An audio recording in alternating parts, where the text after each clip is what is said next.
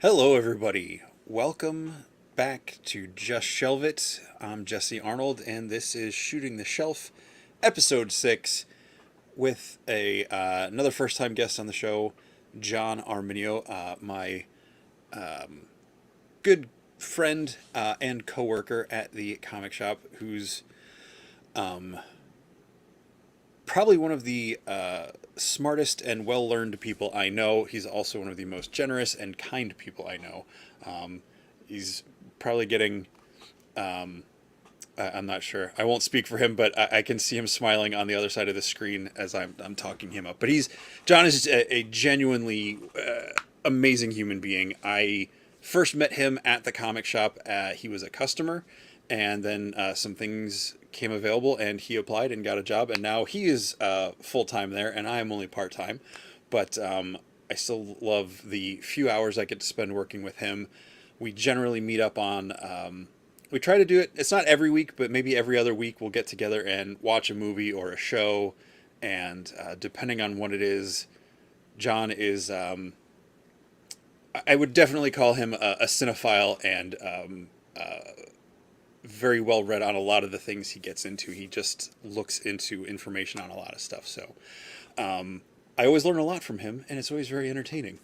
So I'm going to stop talking about him and bring him on. Hello, Michael. Hello, Danny. Thanks for joining tonight, and whoever else is out there. But give your round of applause that he can't hear to John Arminio. Welcome, John, to Just Shelve It. Thank you, Jesse. It's great to be here. Thank you for that wonderful introduction. I really appreciate it. You're welcome. I think I had a I'm better version of that in my head. it was But very nice. Um, I appreciate your patience whenever I can go off on any sort of tangent. Like you'll ask me a question about, Lord of the Rings, and then 20 minutes later I'm talking about why The Seventh Seal is my favorite Ingmar Bergman movie.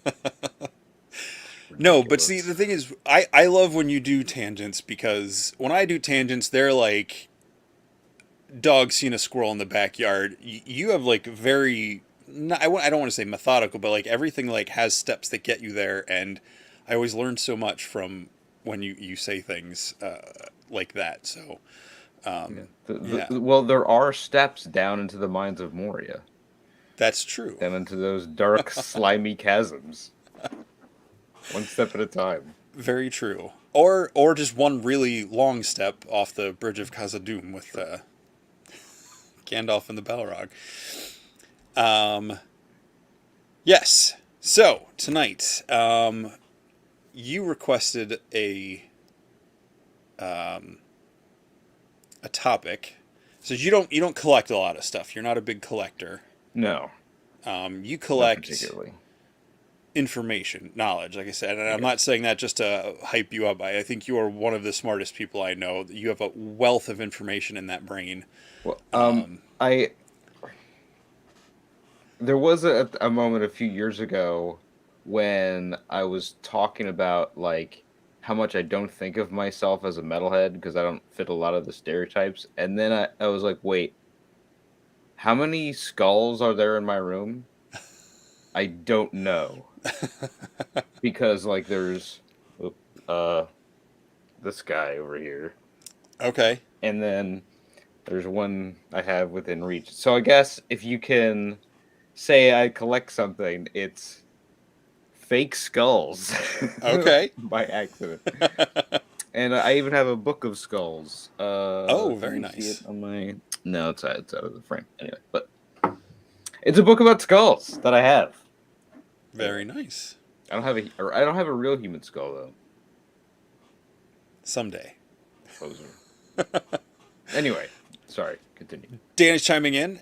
He loves Seventh Seal. He said it is beautiful. I don't know. Is that showing up for you? I'm never Yes, sure. yes, Okay, cool. I can see it. Yeah. Danny was one of my guests a couple weeks ago, Hmm. talking about stuff. Okay, so we talked and we decided to discuss the Rankin and Bass 1977 animated classic of The Hobbit. Yeah. With the upcoming Amazon Prime series, I sort of wanted to get at the antithesis of Tolkien adaptations, and I think the Rankin Bass version is just about as far away from that, um, interpretation of Tolkien as you can get from the Amazon one. Just because this and the Bakshi film from the next year, I think, are so um, idiosyncratic and like characteristic of the filmmakers that made them. Whereas it seems like um, the Amazon, at least from the trailers, it looks very bright and shiny and sparkly, but it also feels like a bunch of executives sat a focus group down and had them watch the Peter Jackson Lord of the Rings and was like, what would make this more appealing to sell merchandise for? Mm. Whereas, Rankin and Bass are like, how many folk songs can we fit into 77 minutes? And I'm here for it. Yeah, it's I do remember that because I grew up. I don't know when. I mean, so 77. It came out a couple years before I was born. I know I probably saw it when I was a little kid before we had a VCR, so we would catch it here and there. And I always knew about The Hobbit largely because of this movie, and I knew of the Lord of the Rings concept because of this movie. But I never read them until well before the Peter Jackson movie came. So it was like 2000 or so before I actually read any of those books. So this movie was kind of my end all be all of Middle Earth at that point. And I actually, for some reason I had, what was it? The Hollow Earth theory and Middle Earth were flip flopped in my mind, or the same in my mind. So Okay. I always thought Middle Earth was inside our Earth because the way opening narration with John Huston as Gandalf's talking about when this world was very old, and I'm like, oh, he's talking about our world. Yeah. I can't remember if it's written that same way in the book or not. It's been years since I've read it, but Yeah, I can't remember either. yeah, he says something to that effect. Yeah. In a hole in the ground, there lived a hobbit. I did warn Jesse that this was kind of a ruse just so I could force people to listen to my John Huston impression. I'm here for it. Okay, well let's get this over with. Oh no.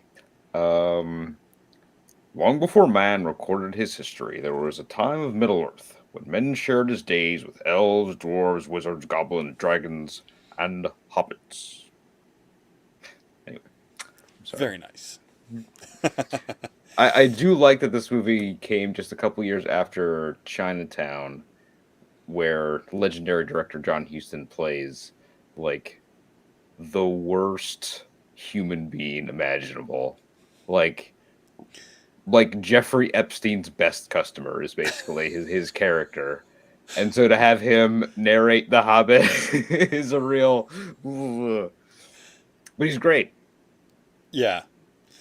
Yeah, I think he was it the Bible? Was he Noah in the Bible, I think? That sounds right.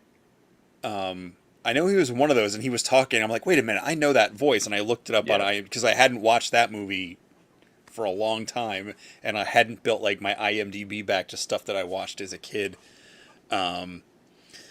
While we're talking about him, do you know the movie? Because you like things set in Africa. Do you know the movie White Hunter, Black Heart, directed by Clint Eastwood? I know the title. I've not watched it. Okay, so the Hollywood lore is that John Huston made the African Queen as an excuse to go big game hunting in Africa. Okay. Which is like a real psycho thing to do. Like, I want to kill a rhino. Let's bring Humphrey Bogart and Katharine Hepburn to the jungle. So I can do that. Isn't that the plot of King Kong? Yeah. So John Huston's like 10% away from doing a King Kong. So White Hunter Black Heart is Clint Eastwood playing a very thinly veiled version of John Huston in Africa, basically pretending to direct a movie while he's been game hunting. Okay. Um, so I think we should watch that movie soon. Okay. Let's do it. Yeah, awesome. And then we'll watch. Have you ever seen Hatari with John Wayne? No, I know that movie, but I've never seen it. It's long, but it's Yeah, good. Uh, white people be using Africa as their playground. I don't know why I laughed at that. I mean, Yeah. you said it funny, but like, that's not. That's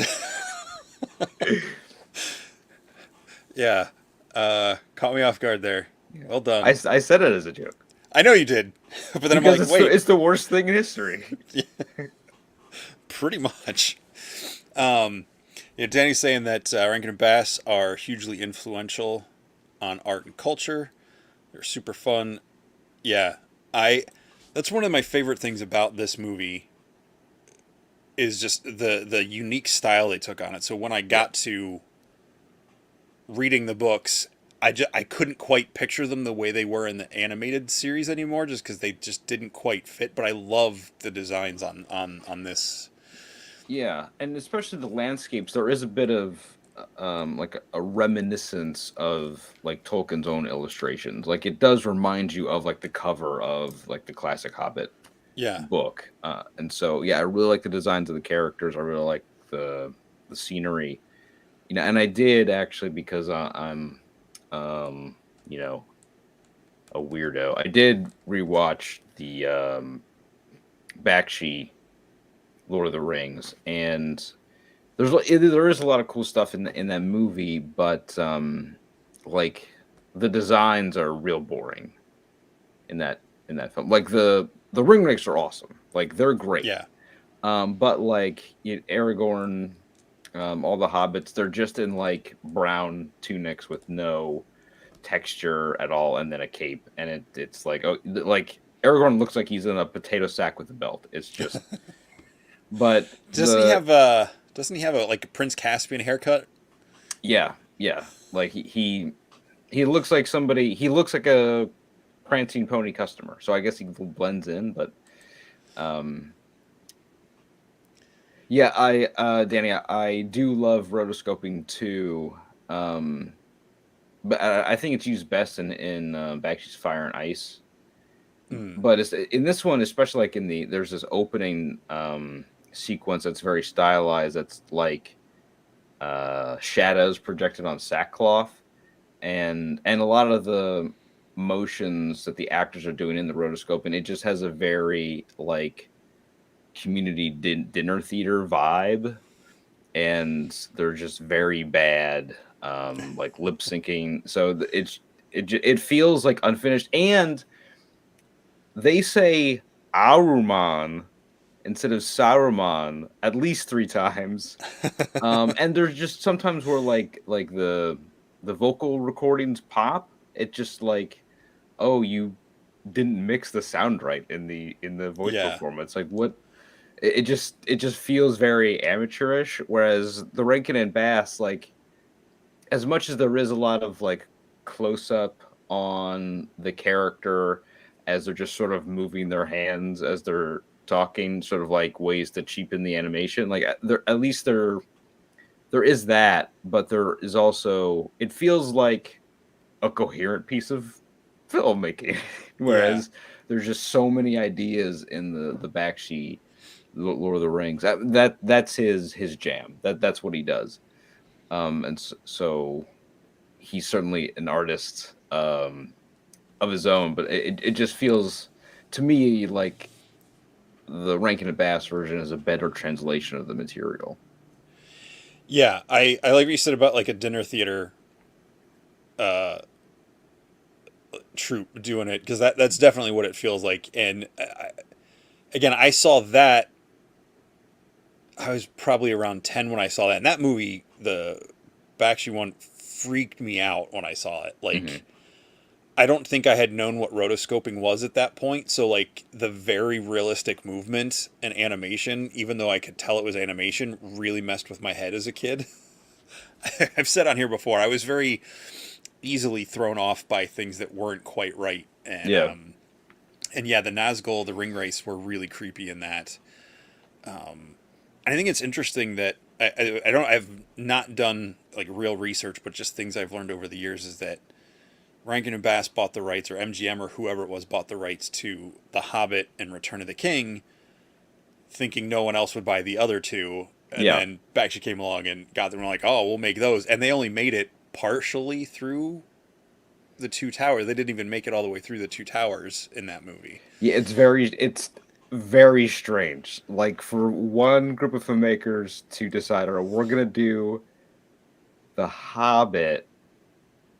I love Wizards because I think Wizards is a better use of rotoscoping and the collision of animation and live action, because that's sort of like what the themes of the film. It's about the collision of fantasy and technology, and like sort of the horror progress. So like that, and that it works.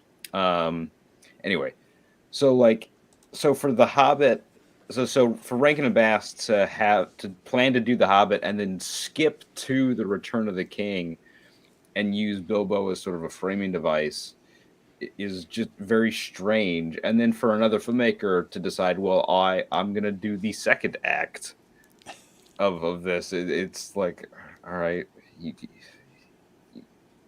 not like there's. I guess there's no other fantasy books in the world that we can use. I don't know.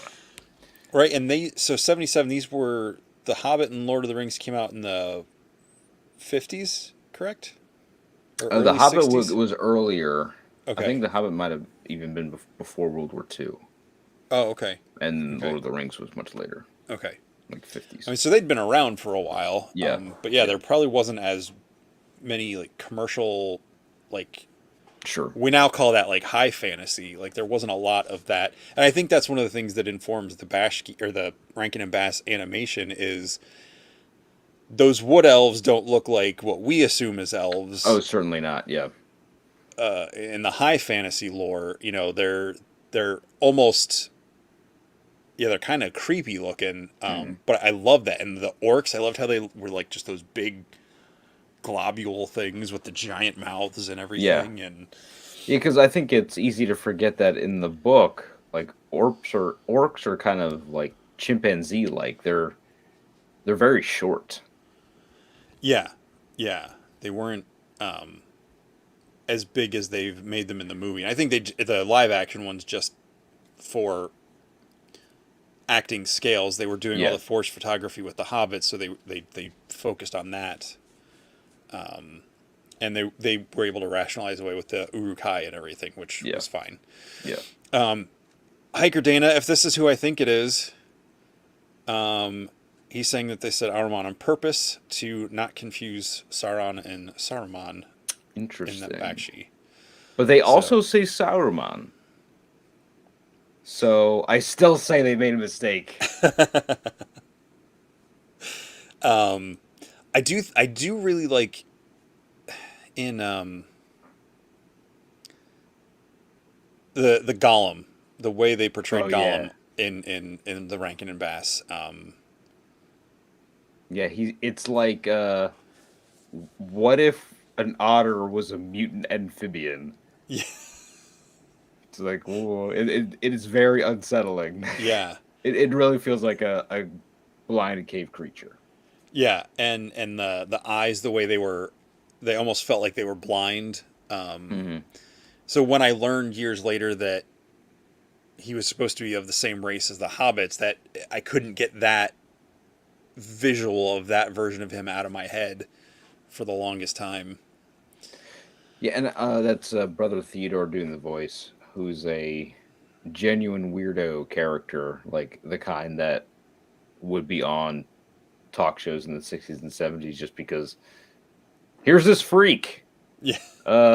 He's going to be doing like, he would be on like a guest spot on a TV show or an animated show and just like basically be himself and just very strange. I think people probably know him best as the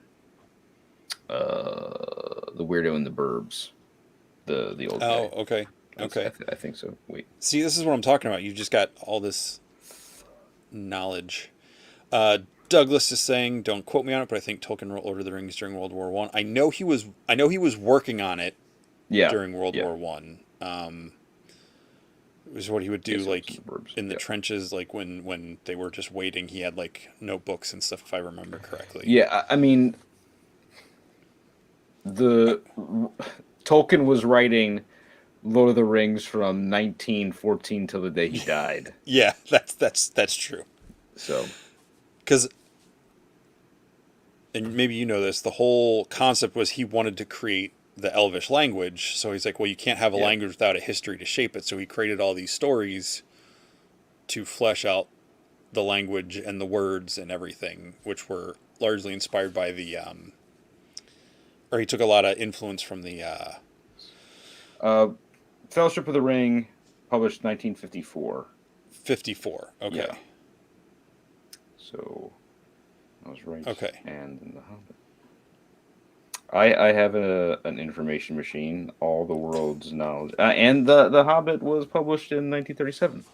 37. Okay. Right. So 1937 for The Hobbit. Wow. So 40 years before they did the animated movie. Yeah. That's crazy. Yeah, famously the Beatles tried to get a version of Oh, right. Lord of the Rings made, and like they would play the Hobbits, and apparently they thought they could get Stanley Kubrick to direct it, which is a real crazy idea. Because I like imagining Stanley Kubrick forcing John Lennon to do 100 takes of something. Like, I feel like that would put on that ring again. That would have either been one of the most interesting movies ever or the most unwatchable thing ever. Could be both. That Nimoy for Gandalf? Yeah, sure. I can see that. Bilbo Baggins, the bravest little hobbit of them all.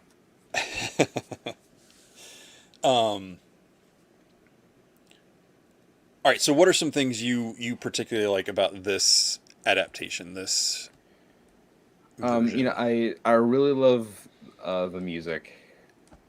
I because there's so much music and poetry in Tolkien's writing. I think using that as a storytelling device is a really effective way to get Tolkien's work into like a digestible size.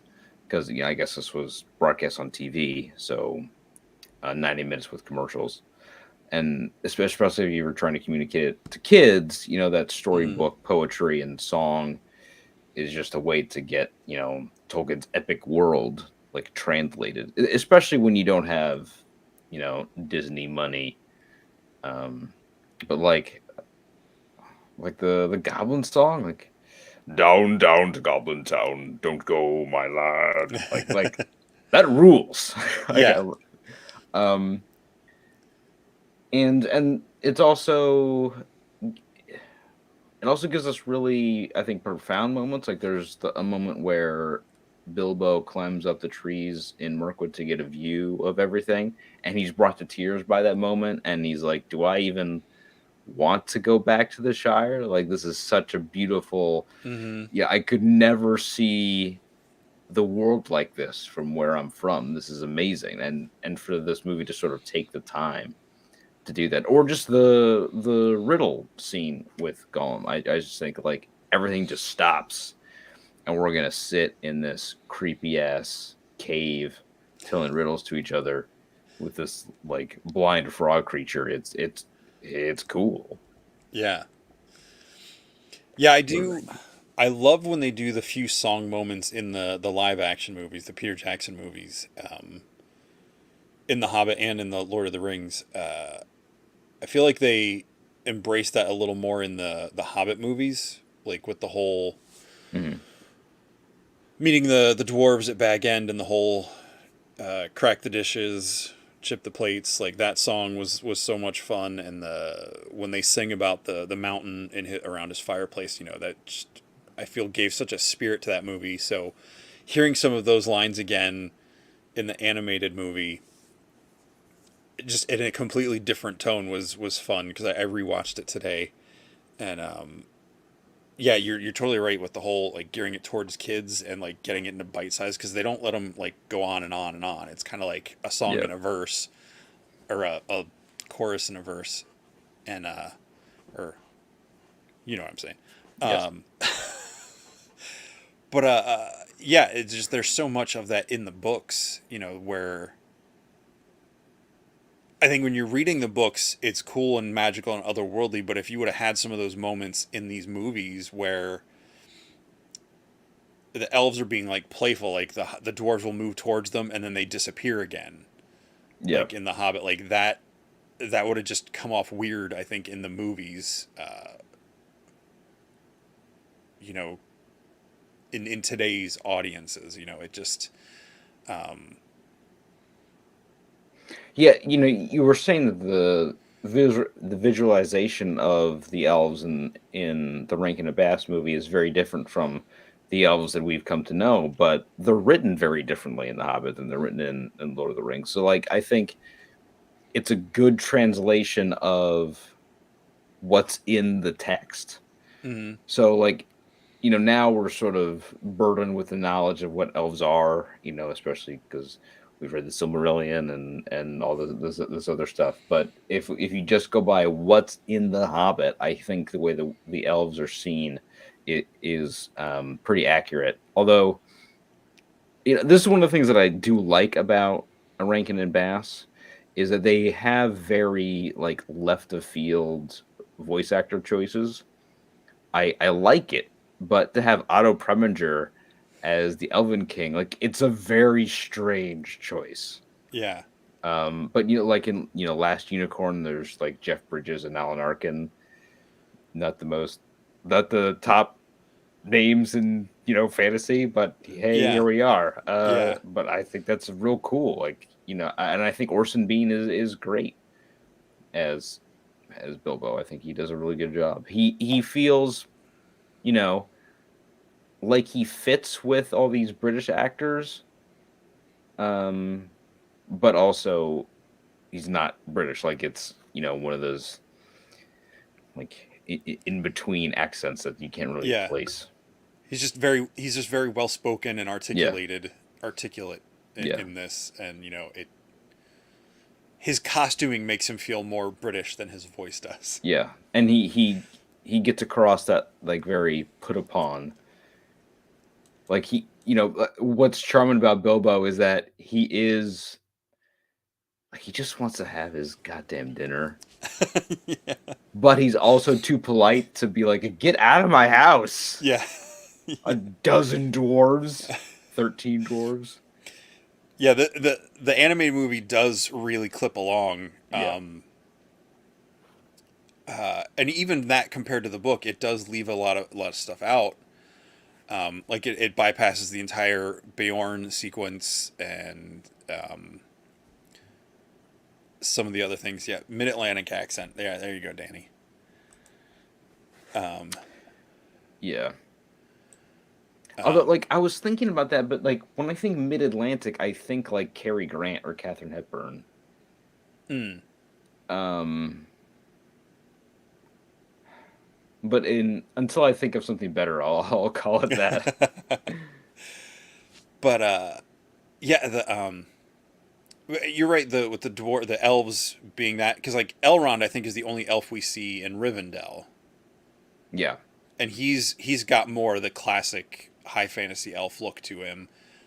But then you get to the wood elves, and they are described as being like more dangerous, more hmm unpredictable or whatever in the book. So I like that there was a difference between them, but going back and reading the books now and everything, you see like, oh, they are different, but they're still elves, so they shouldn't look that different compared to the Rivendell elves. yeah. They look like another species. But again, that was the Hobbit. It's like, that was written to be part of that world and everything. But I don't know. It could be one of those things where you think about it through the perspective of Bilbo seeing these things. Maybe the orcs weren't really as big and round as they were, or the Yeah, wood elves weren't as sinewy and shriveled as they were, or whatever. But Yeah, I can definitely see if you're used to your Hobbit life, the first time you're seeing an orc, it can be pretty yeah. terrifying. And I do love the sequences where you see them coming in on the wolves on the wargs, Yeah, yeah. and just how big and bulky they are. But they're just riding like slightly larger than normal wolves into the battlefield and everything. It was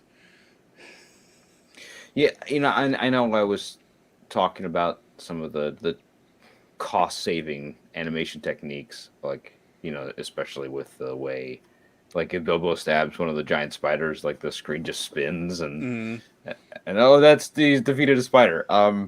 But the sequences with the wargs and especially Smaug, it's like, oh, okay, here we go. The animation's really singing in this movie right now. Like, they're really showing some great technique here.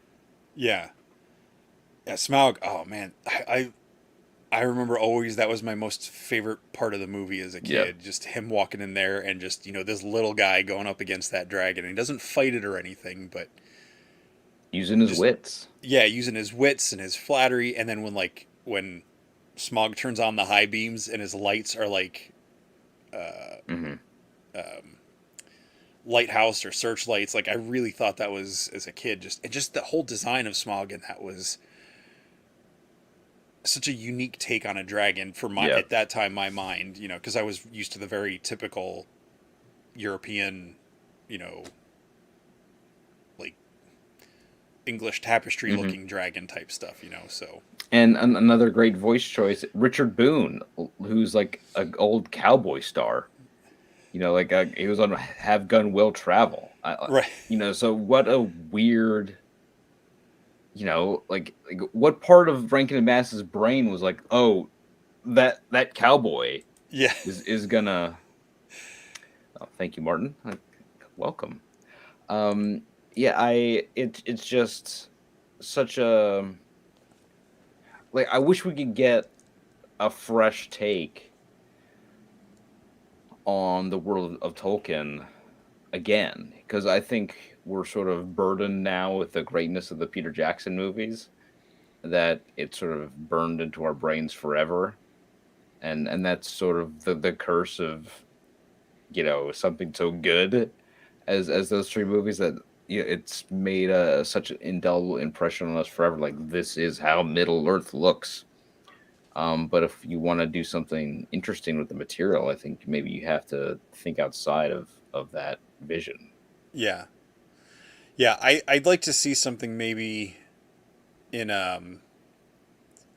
not necessarily Netflix, but like in maybe a Netflix style animated series that's somewhere between the Rankin and Bass like really stylized and the realisticness Hmm. of the Peter Jackson stuff. Um, I think I don't know if it would work, but I don't know if you got to watch any of the Arcane show on Netflix. I have not. No. I think the animation style of that is really Hmm. cool, and I think that would give a really interesting flavor to Middle Earth, because it looks like it's computer animated, but also looks like hand drawn at the same time, almost like 3D chalk art in some ways. Okay. It's really cool animation. That could be interesting. Yeah, Martin's saying he's. Too bad we didn't get to see the Guillermo del Toro take. Yeah, yeah. If anybody who knows me knows that Del Toro is, probably my favorite filmmaker, and his movies just really have a sort of a wormhole into my soul. And so I was very much anticipating his version of The Hobbit, especially just, you know, his creature designs are amazing. And I know that for a lot of his movies, he has a whole art department and production department who design those things, but he also certainly has an influence. And, Yeah, I have his Cabinet of Curiosities book where, he has these hand drawn yeah, designs of his monsters. Um, but yeah, I just think he had too many ideas for those Hobbit movies, and they didn't like them. So yeah. I think if he had been able to do that on his own and not been trying to marry it to the Peter Jackson trilogy, yeah, it would have gone over amazing. Yeah, because Peter Jackson talked a lot about part of the reason why he was able to do what he was able to do was because they were filming in like 98, 99 in New Zealand. 10,000 miles away from Hollywood before the age of smartphones. Like they were Yeah. so on their own. No studio executive wanted to fly to New Zealand to babysit them, Yeah. and now that's impossible, unfortunately. Yeah. Um, you're talking about cost saving on the animation, and I always think of, even though I love the scene, and it was probably the biggest battle scene I had seen as a kid at that point, and it Hmm. was animation. But when you cut out to the wide shot of the battle of the five armies there, Yeah. and you see the eagles are dropping the orcs, it's just like, it's almost like little curlicues in the sky Yeah. dropping like black dots. And there's people just like on the Not ground. really a impressive Yeah. army. But like as a kid, it got it across. I'm like, I Mhm. totally understand what's happening here. And it is a very specific interpretation of Bilbo's role in The Hobbit. Yeah, it is very like mid to late 70s sort of anti-war statement, and also anti-greed. The way he takes 2 bags of gold. Well, because that's as much as my pony could carry. Mm, But that's also in the book, and that is one of the things that I like about The Hobbit is that by the time the Battle of the Five Armies happens, you just like these characters so much that you don't want to see them make the same mistakes that their ancestors made and get into these age-old conflicts and to be obsessed over greed and money, which is how Smaug came to occupy the Lonely Mountain in the first place. mm, And you're like, hey, this is real stupid, guys. Maybe we could, not fight over gold and die. If we all die, none of us can use this treasure. yeah. Yeah, no, that's definitely, I feel like they do address that in the live action, but I feel like it's made more poignantly in the animated Yeah. one. Cuz Because with the Hobbit movie, with the trilogy, it's such spectacle that trying to tell this very humble story, I just think is sort of anathema to that like filmmaking technique. So yeah. it's just what happens when you make movies by committee. Yeah. And I don't mind the extra stuff they put in, but I think expanding it that far, it Yeah. allows other themes to take over, because the whole Tariel and is it Keely or Feely, whichever one, that Oh whole yeah. romance, like I like that, but I feel like that, you have that whole scene with her at the end with him dealing with her dealing with his death, and you kind of lose some of Bilbo's, why are we fighting, Hmm. because yeah, you lose some of that, and but I do love that moment with it would have been nice to see, because I'm pretty sure they, in the book too, like Thorin makes it back to camp after the battle. He doesn't die like up on the ice floe. Yeah. Like he's like being tended to, and he just dies from his wounds in the tent. I always liked that moment Hmm. playing out that way. Yeah, I do think the movie, you lose the characterization of the dwarves, and the book, the Rankin Bass movie, you lose the characterization of the dwarves, and I think you get that at least in the Peter Jackson ones. But in the book, there is at least like Thorin and a couple other character moments, but I think with the brevity of the Rankin Bass movie, they're pretty interchangeable. I like their Yeah, designs. They look distinct, but there's only like 3 actors doing all the voices of the dwarves anyway. yeah. I think their looks are definitely more distinct in the live action. But yeah, Sure. because again, those were really my first time experiencing dwarves, other than Sleeping Beauty, or Snow White rather. So I really liked that, the different, like some of them had like taller foreheads, or some of them had really squash faces and the giant nose. Like they were really unique designs. And my brother Joe, I think I might have been in middle school, but he did a drawing for an art class of the dwarves like going down the hallway into the mines. Out of, I think my brother Gene had a book, or maybe it was Joe's, like an art book of the Hobbit, like a hardcover book of that animated movie that he used as a reference. But I think some of the damage in the live action movie is they focus too much on the comedy side of the dwarves. Mm-hmm. Which I do like, but it feels like Yeah. it almost it goes too far in some places. Not Love and Thunder far, but too far.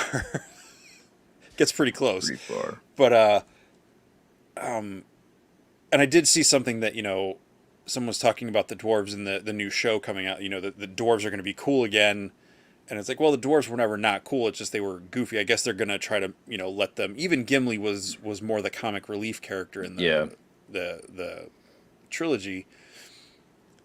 So it'll be interesting to see a balance where it's not just like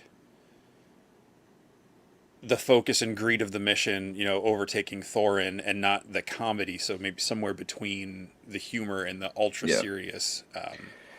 When I was like too cool for school when I first saw the Lord of the Rings movies and didn't like them, that the characterization of Gimli as this like walking short joke was one of the things that really rankled me.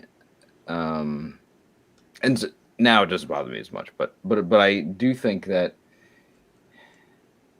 I don't know. I just don't trust Amazon to get it right. I don't know. Like I've been very frustrated with a lot of streaming content. Sandman's great. I've been really enjoying that. I'm only 3 episodes in, but I have been really enjoying that. So my soul isn't crushed by my favorite work of art being ruined. I wasn't sure if I was going to bring that up or not. I thought I'd leave it in case you did, because I knew how hesitant you were about the show. Yeah. I'm 2 episodes in, and I'm enjoying the performances a lot and the visuals and everything. I'm glad you're liking it. Because, I think Sandman, for me, it's such a perfect comic book. It's created for a specific medium, and it's so well suited for a specific medium, and it's so born out of the collaborations between Neil Gaiman, the artist, and even Todd Klein, the letterer, who lettered like the whole thing. So each artist would bring in something new to the story, and then, Morpheus, the Dream Lord, was such a great way to tell stories from the beginning of time to the far future and everywhere in between. And that's something that comics are just so good at doing.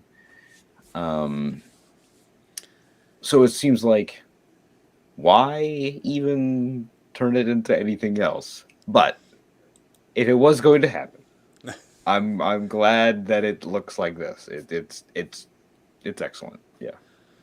Yeah, like I said, I'm only 2 episodes in, so I think I've not read it. I've read some of the first volume, but I've not read through the series. I probably will now, just so I can keep up with it and be able to have conversations with you about it. But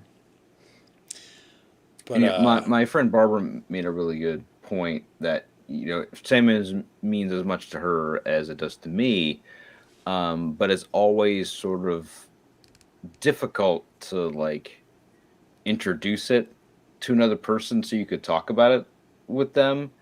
Like, here's 12 graphic novels for you to read before you can have a conversation with me. Whereas with the streaming show, like, okay, it's another show for you to binge. So it's a lot easier to digest. And if you fall in love with it because of the streaming series, then that gets people to buy the graphic novel. And obviously, I'm sure you've noticed we've been selling a lot more Sandman graphic novels in the last couple months. And that's awesome.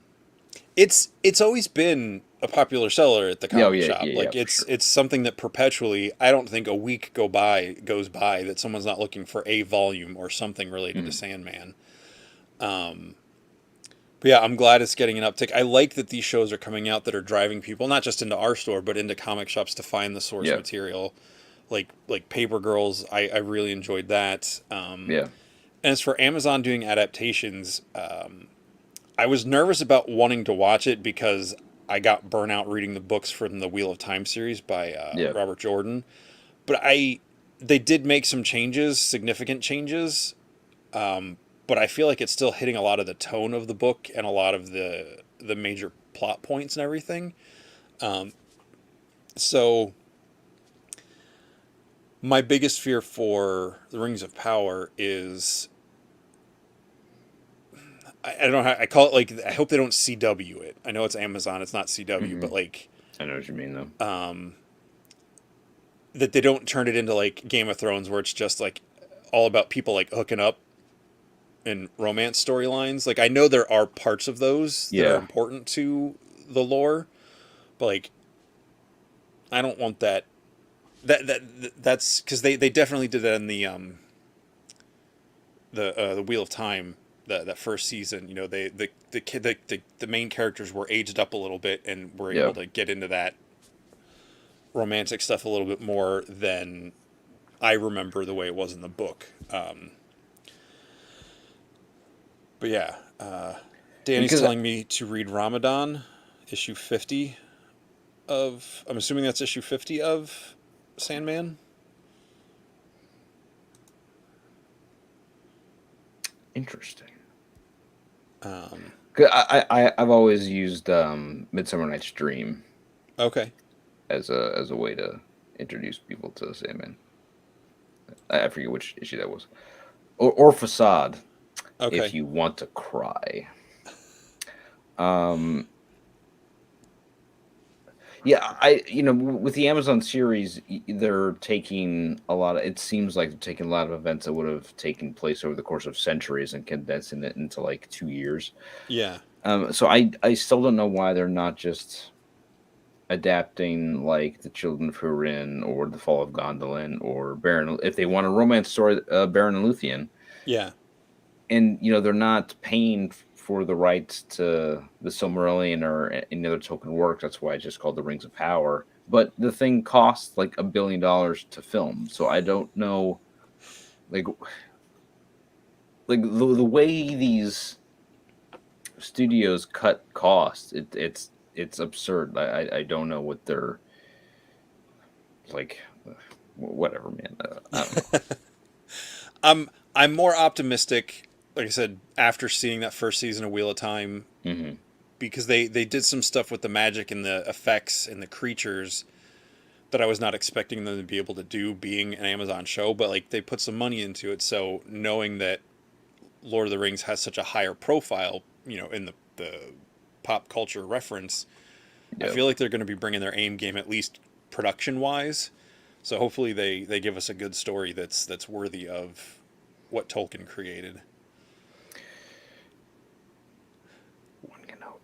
Which, all the special effects in the world and beautiful filmography won't save a bad story. So Yeah. And Marvel's been draining the VFX world right. of Yeah, the is there anybody soul. left? Yeah, God. Well, actually, Martin, who was just posting here, made a really good point on our Star Trek Strange New World podcast that we recorded yesterday. That Strange New World looks amazing. Like, it looks better than anything Marvel has put out in the last year, at least. So there are still great special effects shops out there doing great work. So it's just a matter of, will the studio give them the time and resources to do it? Okay. Yeah, that So Enterprise looks amazing. you just referenced a podcast, so why don't you go ahead and talk about that for a minute? Oh, sure. Thank you. So I've had the honor of being on the podcast Film 89 several times. And last night I just recorded an episode with the brilliant Martin Kessler about Star Trek Strange New Worlds, the excellent show on Paramount Plus, by far the best Star Trek thing in a long time. It's better than any of the J.J. Abrams movies. Better than I certainly like it better than Discovering Picard. Yes, thank you, Martin. And most recently released was an episode on the Shoot the Piano Player podcast where we talked about Pasolini's 1964 classic, The Gospel According to St. Matthew. Ooh. So, interesting. Pasolini was an interesting dude.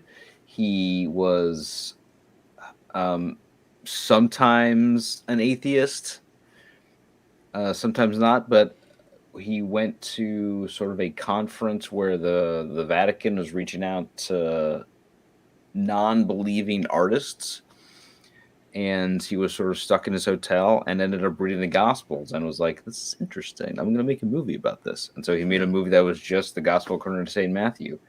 And a lot of people who review the movie say, "Oh, this is a leftist interpretation of the Bible," and it's like every word Jesus says is the Gospel according to Matthew. So I think anybody who's criticizing that movie for being too leftist is sort of like, wait, well, are you sure about that?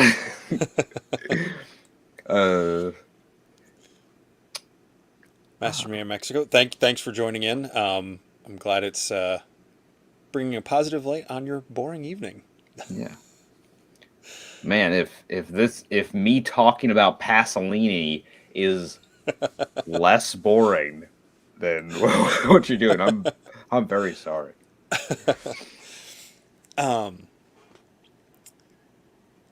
So, with The Hobbit, I can't remember if you said this.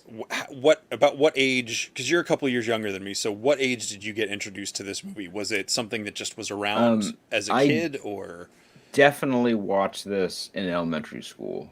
okay? But I don't remember like how old exactly I was or what the context was. But I remember rewatching this as a young adult, like in college, and like when it got to the riddle portion, I was like, I've seen this. Like like triggering a memory that you didn't know you had. Yeah. Okay, So yeah. it just reinforces how like indelible that sequence is. Yeah, So that scene fun is time. great. Yeah. Um, Do you like riddles? yeah, it's such a great like it may not be the best adaptation of the actual story, Sure. or most faithful, but they again, it's one of the things they nail so much. I think as different as Bilbo is in that and in the live action, Mm-hmm. they still feel like Bilbo. Yeah. It's not like a completely different character. Like they're very different, very unique takes on him, but I think they feel just someone else's perspective on that character. Yeah, and I think at its essence is The Hobbit is a fun fantasy adventure novel. And that's what this movie is. It's a fun fantasy adventure. And I think if something like The Hobbit is more amenable to bending and twisting to fit a different format, just because it is, so fun and so, light, and I mean that in a good way, compared to Lord of the Rings or Jesus Christ the Silmarillion. Yeah. And so I think to turn it into a epic trilogy is sort of like wrong-headed. Yeah. I liked the original concept of being a two-part movie. Mm-hmm. Just because I like epic stuff, I like long stuff, and Sure.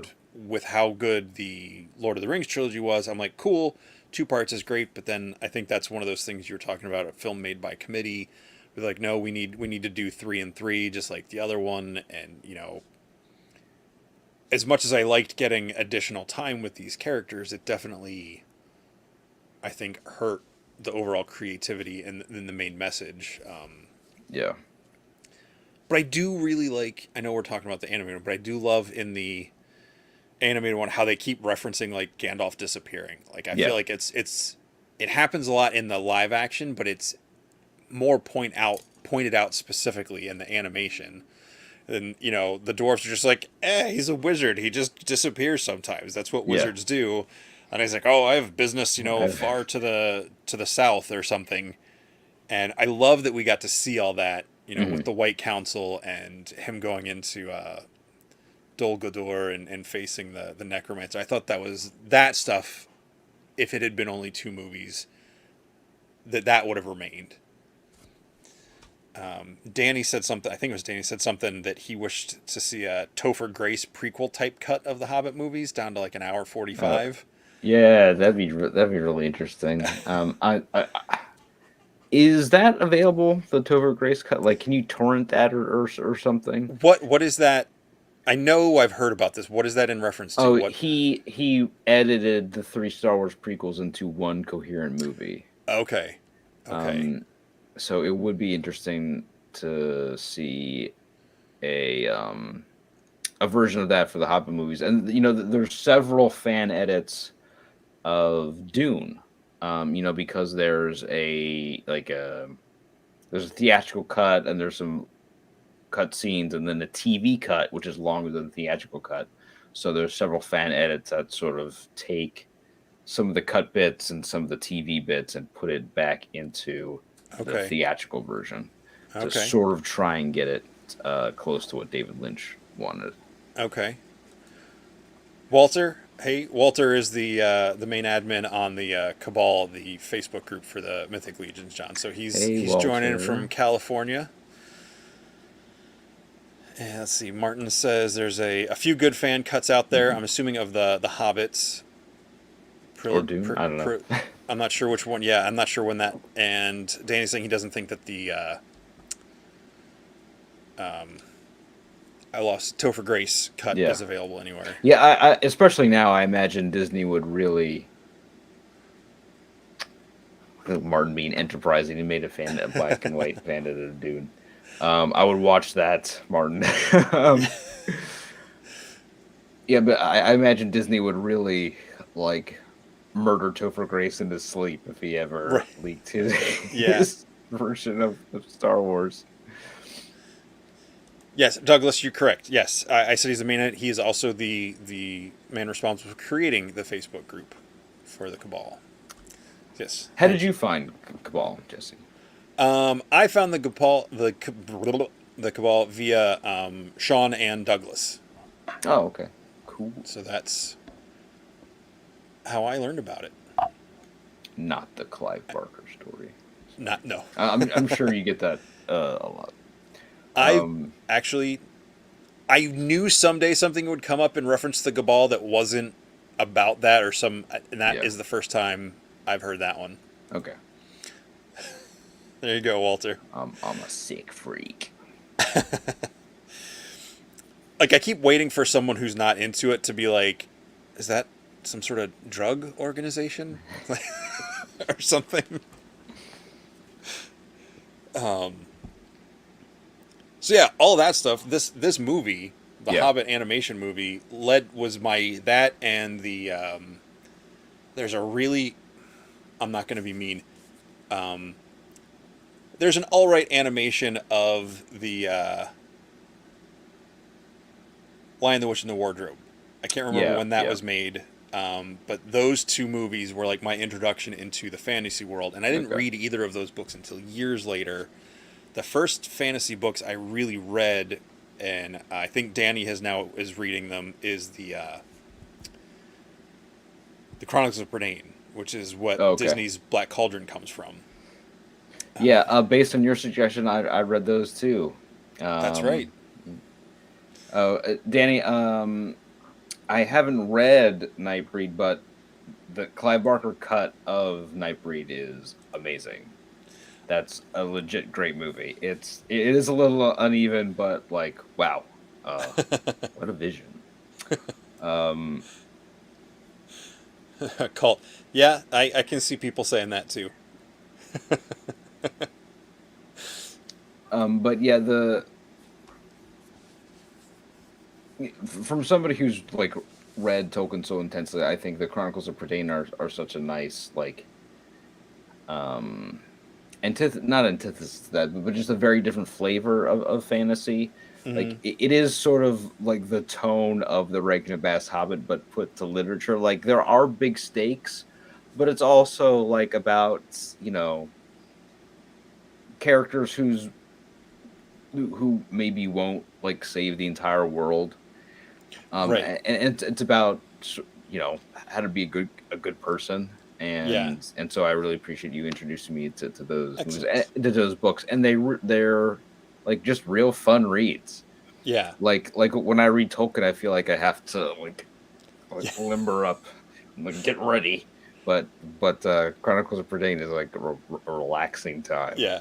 Chronicles of Britain is going for a jog when you're, already in decent physical shape, and Yeah. going to Tolkien is like going to a gym for, Yeah, weight training to perform The stunts in 300 or Silmarillion something. is fantasy leg day. Yeah, it's Time to squat.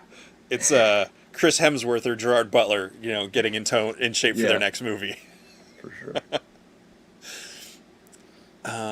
Walter's asking if we're excited about the Lord of the Rings Amazon series. We did talk about that a little bit. I'm hopefully optimistic. I think John's a little cautiously optimistic. I'm glad that they are focusing on Galadriel, though, because she is one of the characters that has a definite arc. But over the course of 5,000 years. Because, she starts in the Silmarillion, she's described as, like, very prideful. And that sort of leads to the kinslaying of the elves and stuff. And she's not really a part of it, but she also doesn't, like, stop it. And so and you get the impression that she sort of like wants to be the top elf in charge.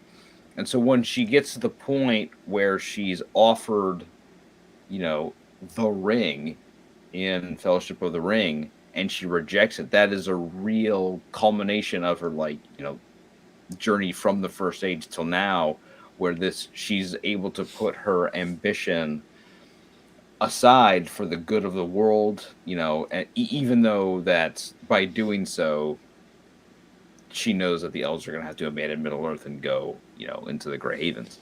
Right. And so that's such a culmination of such one of the most important people to ever enter to Middle Earth. So I don't know if Amazon has that sort of scope in mind for Galadriel. I don't know how she's going to be characterized. Is she going to be very sort of prideful and unlikable, sort of anti-hero? I don't know. I always kind of wish we could see, like, the story of Glorfindel, see him, like, take out a Balrog in single combat. Yeah. But I hope we get I to don't see know. Glorfindel. I know I don't have a problem with him getting swapped out in the movie for Arwen, just because I liked getting to see her come to the forefront in the story a little bit more. Yeah. But and Walter, it's fine. I was just saying, we had talked about it, but there's always more room to talk about Lord of the Rings, especially with us. Nope. I'm out of topics. I can't talk about Tolkien anymore. But yeah, seeing Glorfindel take down a Balrog, especially if they do one that's like a slightly different design. Yeah. Because I can't imagine they all look exactly the same. I think would be really cool. And I hope they address that Sauron is the same sort of being as Gandalf and Saruman. Yeah. I really hope that gets addressed. Since they're spending $1 billion, I just want to see something happen. Yeah. It better be a good payoff. Because Tolkien changed his ideas a lot throughout his life. If you look at different times of his writing and different letters and whatever, at one point there's like 1,000 Balrogs, and at one point there was like never more than 12. So yeah, there's definitely room for different interpretations. That's part of why I appreciate the Rankin Bass version so much. Yeah. So yeah, I'm just, and people were sort of like having a hissy fit over what that like Sauron. Like we get like a glimpse of Sauron. It seems like that like little kid with the short blonde hair. Like people are saying, they look like Eminem. I mean, Sauron's a shape changer at this point in his life. Like he can turn into anything. He's turns into a wolf and a vampire. So I'm assuming like it'd be weird if he could become a pleasing shape, a vampire and a werewolf, and that's it. Yeah. That's a very arbitrary list of forms. Yeah. So I'm assuming he has vast shape-changing powers. And so if the show can explore that, that'd be very interesting. Like if And he appears pleasing to anybody, you know, like he could appear to dwarves as a pleasing dwarf or whatever. Right. Yeah, because I know they filmed something for the movies, but they decided not to go with it. Okay. I think they had him show up to tempt Aragorn at the end, at the Black Gate, and they tried to find someone. I feel like the person, not that they were trying to like lustfully tempt Gandalf, but it was just kind of that androgynous, beautiful being. Yeah. But they scrapped the idea. Maybe they just talked about it, but I think movies like the X-Men movies with Mystique being a shapeshifter as she is, like it's too fast.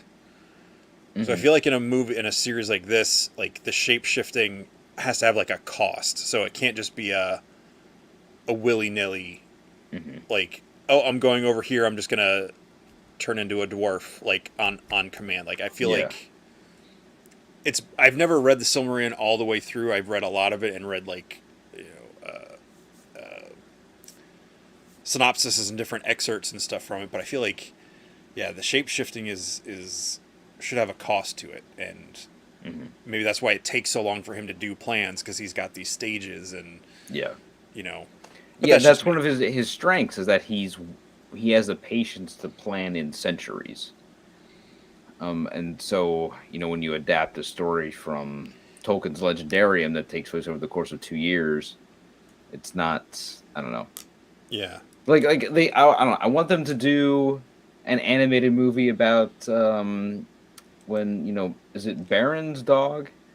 Oh that like murks him when he transforms into a wolf. Like give me an animated movie of that. Yeah. Like the plague dogs, but with Middle Earth, real sad and tragic. And get that animation studio that did what was it, Wolf Walkers? Yeah. Oh, yeah. Now, Walter, have a great night. Thanks for stopping by. Thank you, Walter. Good to sort of meet you. Welcome to the show. Yeah,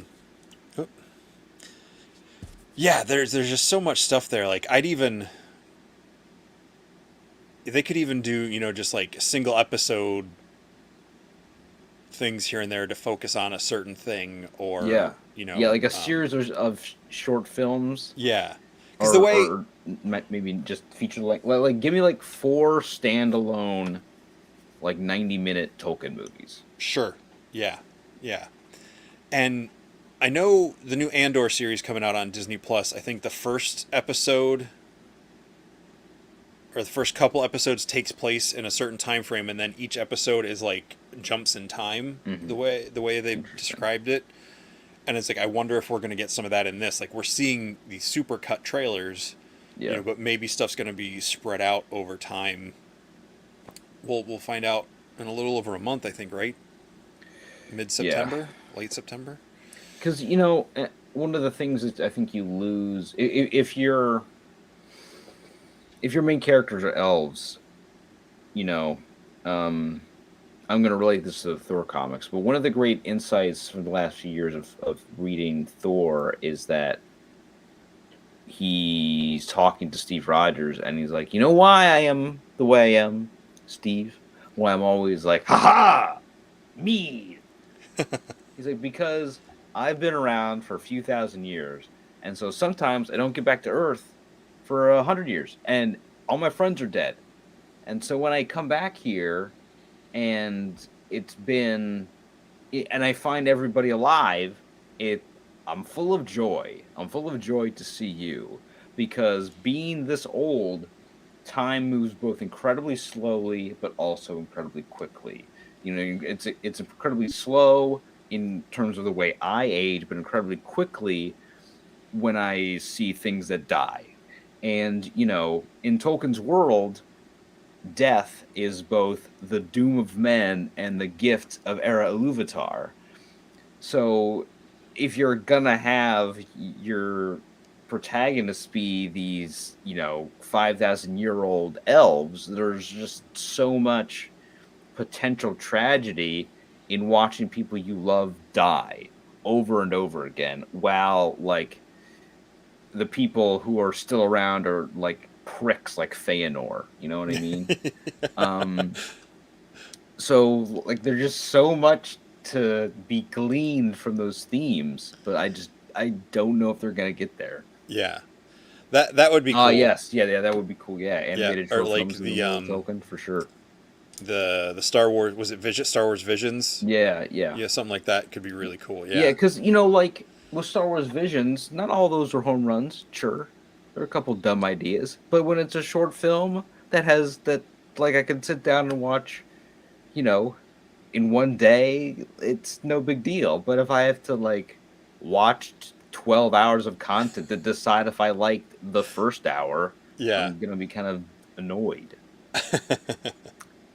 But I'm always gonna have the books, obviously. So yes, yeah, and that's the great thing about all of this stuff is, hopefully, it drives people to read the original material, or they just appreciate it on its own, and it can be like, I'm not going to go down a negative X-Men rabbit hole here, but I know so many people got into X-Men because of that '90s cartoon. Sure. And while I don't enjoy it, I'm glad that introduced them to these characters that I love. Even if it might not be the version of them that I love.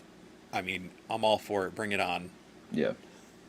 And there's also plenty of bad X-Men comics, so it's not... Yes. As someone who loves the X-Men... Yes. Sometimes. There's plenty of not great things in the things I love. Star Wars, comics, whatever. Yeah. So just try to focus on the stuff I do like. Mm-hmm. And if I have to accept the stuff I don't like, I try to make some ways to make excuses to make it fit. Yeah. But I Yes. Yeah, for sure. Yeah. That's one of the things that Martin and I talked about on our podcast about why, one of the reasons why Strange New Worlds works so well is the episodic format. It's able to tell us, I don't know if Mark Twain said it, but he's famous for saying it. Like, I wanted to write a short story, but I didn't have enough time. Like, it takes some skill to get a beginning, middle, and end into 45 minutes or 20 minutes. So it's sometimes just indulgent to expand your narrative into 3 movies when it should be 1. So sometimes brevity is the soul of wit. I don't know. Yeah. I'm full of cliches, Jesse. I'm nothing but a regurgitating cliche. No, that's not true.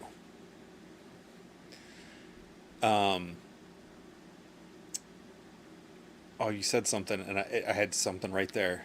Regurgitate.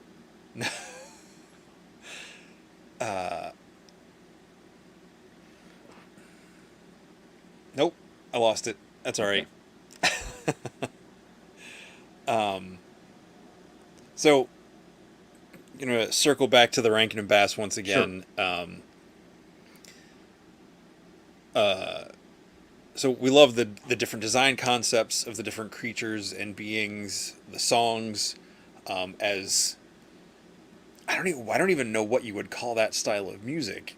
It's definitely folk influence. It's a mixture of like traditional English folk and contemporary for the time of the period time, yeah. folk. So it's really an interesting sound, and with like the songs I was singing to you earlier.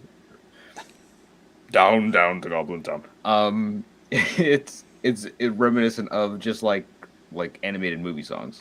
Yeah. So it's something very, very of its time. Like, you're never gonna get a movie like this in any other like time in film history except like 1977. Right. And so that's part of what makes it unique. Sometimes a movie doesn't have to be timeless. It should be, endemic to when it was made, which is why I love the original Star Trek. Like, that's 1966 as hell. Right. and I love it for it. Or the Beatles could only have come around in the Yeah. middle of the 1960s. Well, and like we were talking about Sandman, like Sandman has a very specific look in the For comics sure. of the time period and the cultures that like the subcultures that is coming out or referencing, Yeah. which I think the I don't know the actor's name that plays Morpheus. I think he looks as good as you could make a modern interpretation of that character look, Yeah.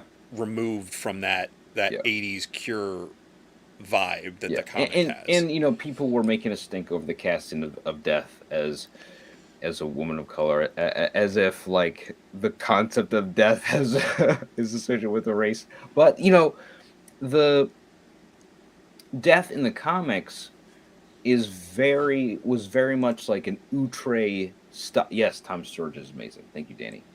Um, was very much an outre look for a woman in like London in 1989. So a little bit of Susie Sue from the Banshees, but also of a woman that Neil Gaiman knew personally. So the context of Death's look in 1989 is completely different from now. Now she would look retro, but she was supposed to look very of the time. And so you should cast somebody who looks very now. Yeah. It's sort of like the novel Dracula. It's like a technological thriller for 1899. Right. Because there's like in intercontinental train travel, the telegraph, like modern medicine. It's very current to when it was written, and so we think of it as like this period piece, but like Yeah. to the people reading it, it's very modern. Yeah. And it was very, questioning God and, Hmm. it's God's existence in man and, all that, like, which now is a very common thought, but I think in that time, especially in big pop culture, the of the time period, then that would have been a very not taboo, but borderline taboo thing to be like very outspoken about Hmm. but regardless, Yeah, hey, we got some more folks joining in. She nails the part despite the look change. I, yeah, I haven't gotten to her yet. yeah. I've not gone to her either, but I've heard nothing but good things about her. Yeah, and I've seen and Danny's saying the endless look different to different folks. Yeah, Like, yeah, I think I did read a little bit about that just because when I saw the cast, I was just like, all right. I looked some stuff up and I saw Neil Gaiman having to like respond to these criticisms and stuff. yeah, And I mean, as the creator of the books and the story, if he's on board and he's happy with it, yeah. I I, don't. Yeah, I so I don't know if like if we had Twitter in 1989, would there yeah, be some of these chuds chiming in, or like, or have we just have we regressed? I don't know, man. Like there's like the original comics. There's a ton of diversity in there too. There's yeah. like not as much as in the show, but there's plenty of queer characters in those books. Um, and Uh, someone made a reference to him, like comparing it to an analogy he made. Well, if you make Batman so different to where he's just a detective in a yellow jacket with a like a pet bat and call it Batman, I'm like, I don't think that's as different as this change. yeah, Like, yeah, if the character's still the character, they just have a different skin color. yeah, and If everybody's saying that she nails the yeah, part, which everybody and seems to be, like there's the difference between uh the Matt Reeves Batman and the 1966 Batman. Like they're not the same character. So, right, so it right, it and I think, well, for something like Batman, I think there's more room for interpretation than something like Sandman. Because if somebody approached Sandman the way they approached Batman in 1966, um, I would probably be kind of angry.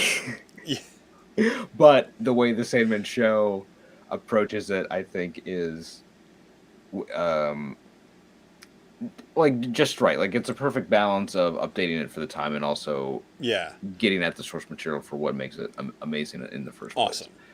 And since I'm not as attached to the books side of it yet, I don't have that. But I'm, as an outsider coming into the show for the, as the story for the first time, really, other than hearing people talk about it, I'm enjoying it. I think it's really interesting. I think the performance is great cast.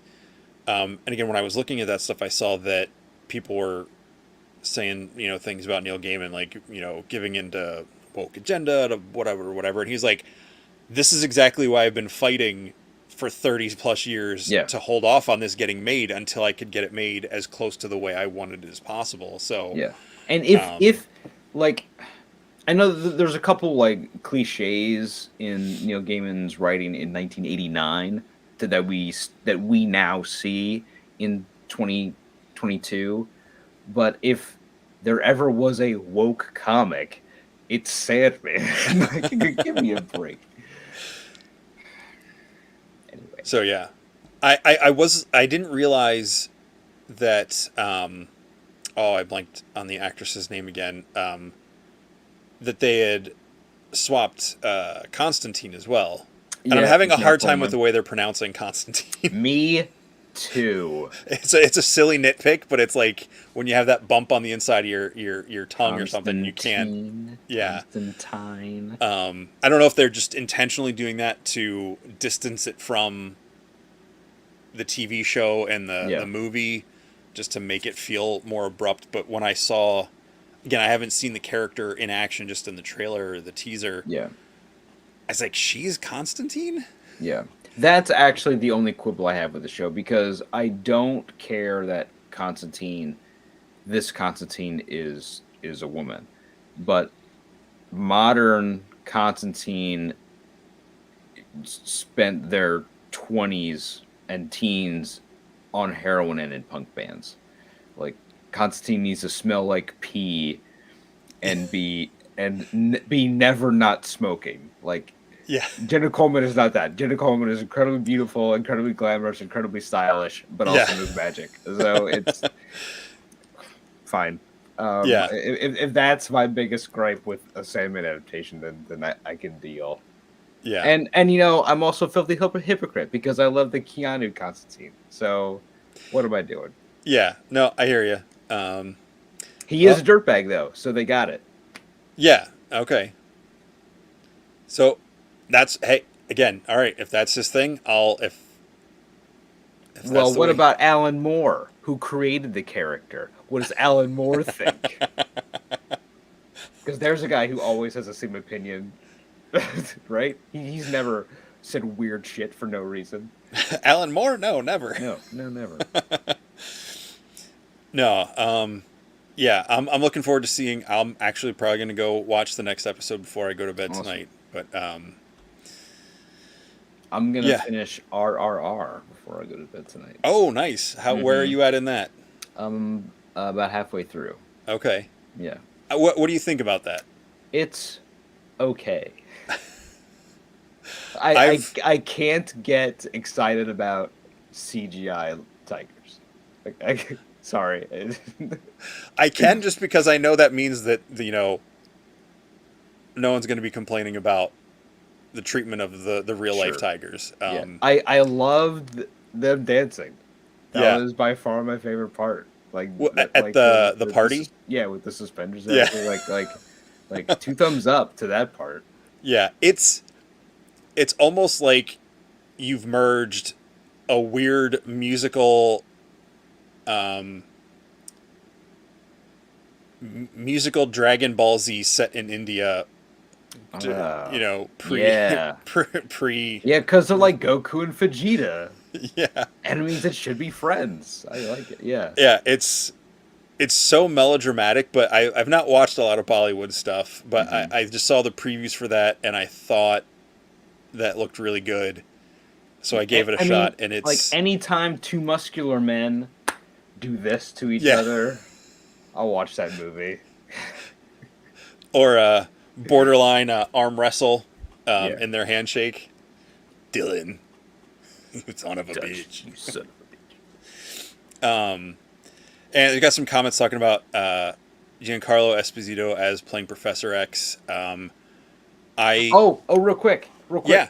John Stevenson, who plays Bard Oh, yeah. in the Rankin Bass movie, he Yes. played Professor X in the Pride of the X-Men Oh, okay. VHS animated release. There we go. We crossed the streams, Jesse. There we go. That guy's in the voice of about a million cartoons. I knew with you, if we went off tangent, it all comes back around somehow. Yeah, somehow. Somehow we went all the way around the Gap of Rohan to get back. Yeah. Oh man. I think he would kill in that role. Oh, I think it. Obviously, I think if they can't have him being who he was in the comics, Mm-hmm. you know, coming up in the '60s with the X-Men. Yeah. You know, I think recruiting child soldiers. You know. Yeah. Essentially, or totally. But I think he's a phenomenal actor, and I think he would really, really nail that role. And I'd be interested to see what they do with it. Like, we've had Patrick Stewart for so long and James McAvoy. Who are both amazing. But I like the idea of Giancarlo Esposito. You know, he's been a villain, you know, for the last decade, and done it spectacularly. But I think it'd be cool to have him be a more genial presence.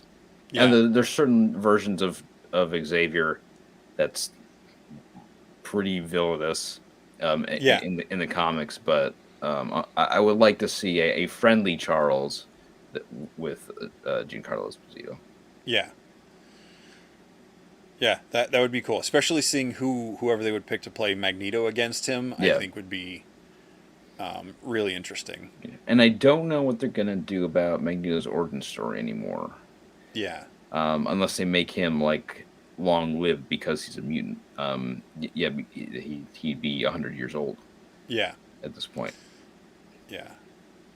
I mean, for the longest time, I thought they could reboot him by making his origin story a different genocide. Which would just change the context of the character being in America. If he was a Cambodian refugee living in America, and then had to come to America to face xenophobia and racism, and also mutant oppression, and so you're dealing with a lot of cross sectionalization somehow. Yeah.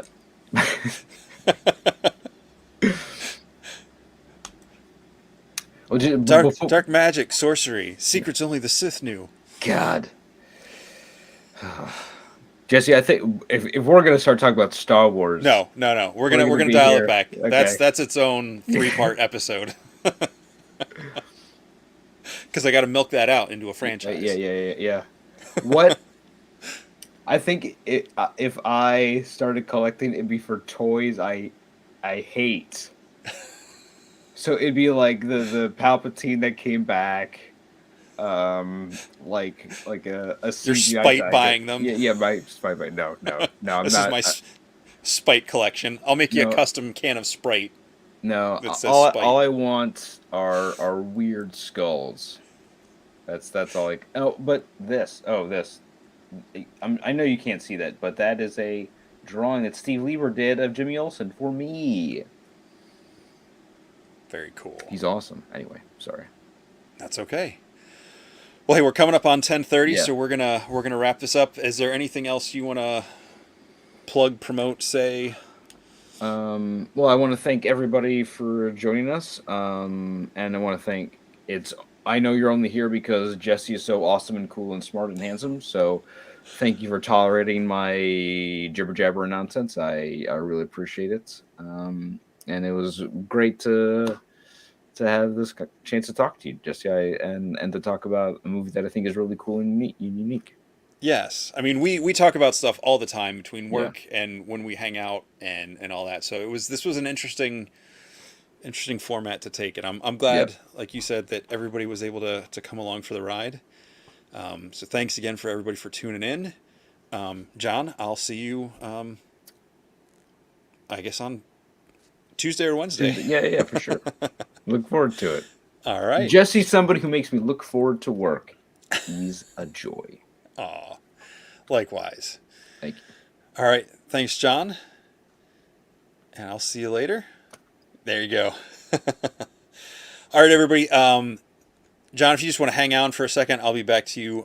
So don't hang up. Everybody else, thanks for watching tonight. I really appreciated all the comments. It was really great to.